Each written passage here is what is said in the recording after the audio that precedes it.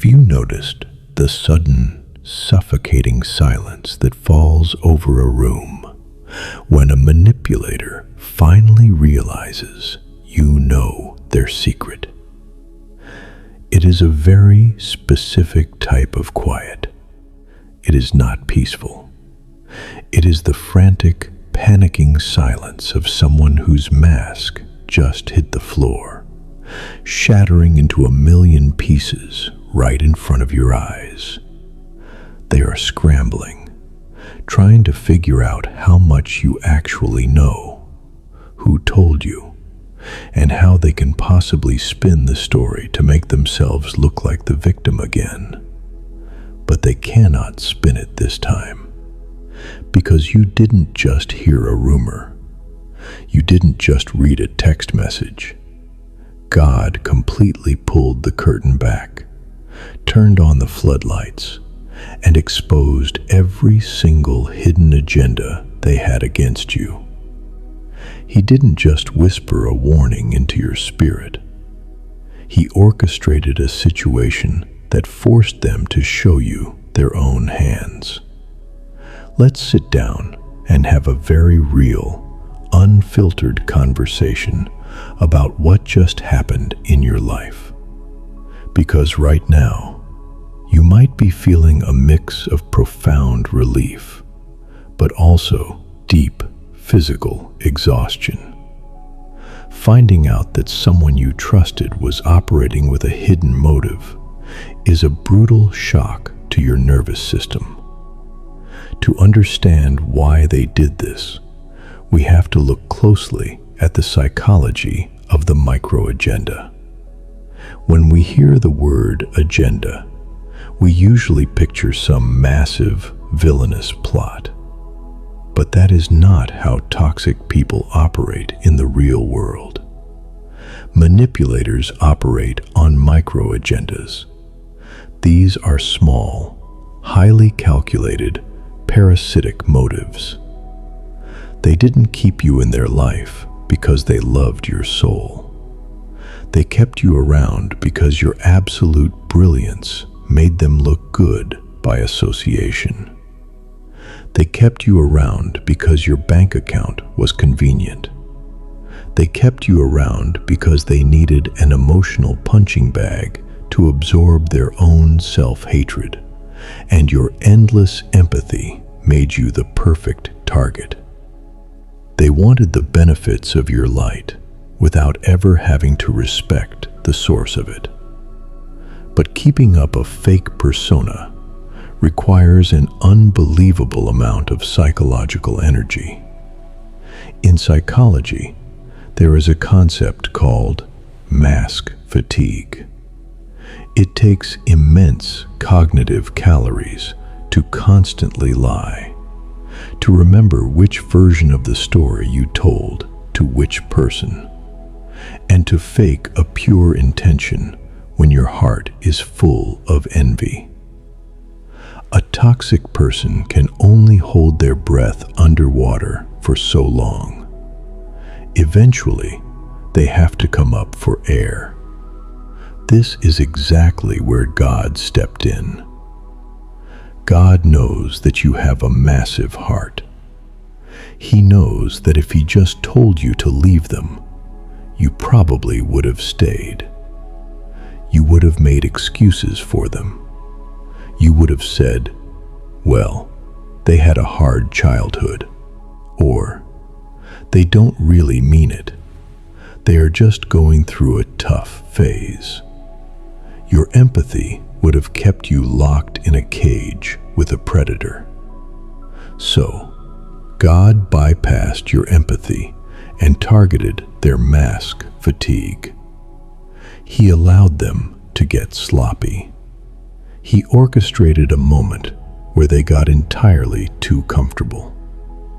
They sent the message to the wrong person. They left the receipt on the table. They made a snide, jealous comment in front of someone who immediately reported it back to you.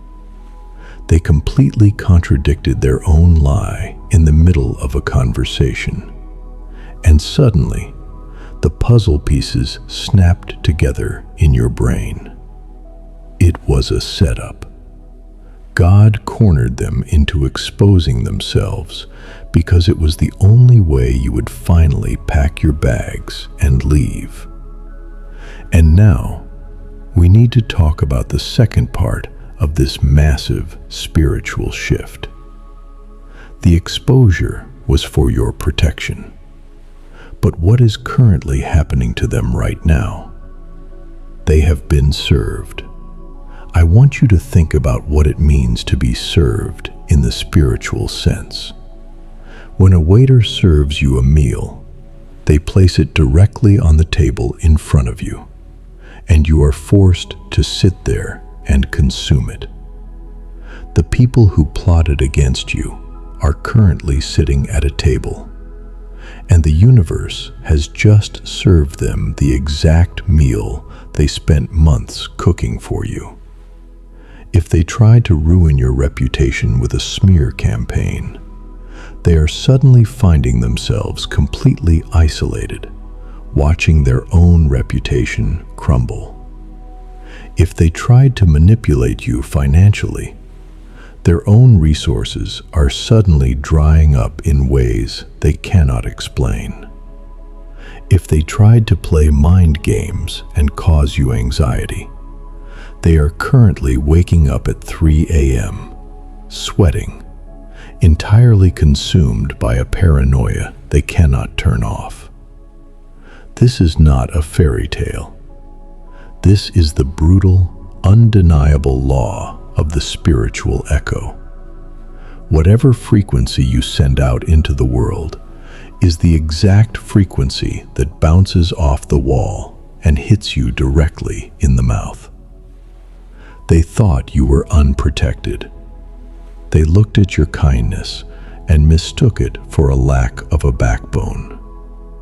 They didn't realize that when you mess with a chosen one, you aren't just messing with a human being. You are picking a fight with the divine security detail that guards their life. As you watch this happen, as you watch their carefully constructed world start to fall apart, you are going to face a very specific test. Your human flesh, your empathetic core, is going to look at their suffering and feel a twinge of guilt. You might see them scrambling, losing friends, and looking miserable, and your first instinct might be to reach out.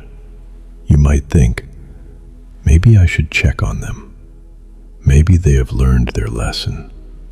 Maybe I can help them fix the mess they made. Listen to me, and please hear this clearly. Do not touch their plate. If God has finally served them the consequences of their own actions, you have absolutely zero business walking into that kitchen and trying to cook them something else. If you interfere with their consequence, you interfere with their correction. They need to eat what they cooked. They need to feel the absolute, heavy weight of their own betrayal. If you rescue them from the fire, they will never respect the heat, and they will burn you the exact same way the second they get another chance. Your assignment right now is simply observation. You get to stand back, completely untouched, and watch the Creator clean house on your behalf. You don't need to write a long, dramatic status update about it.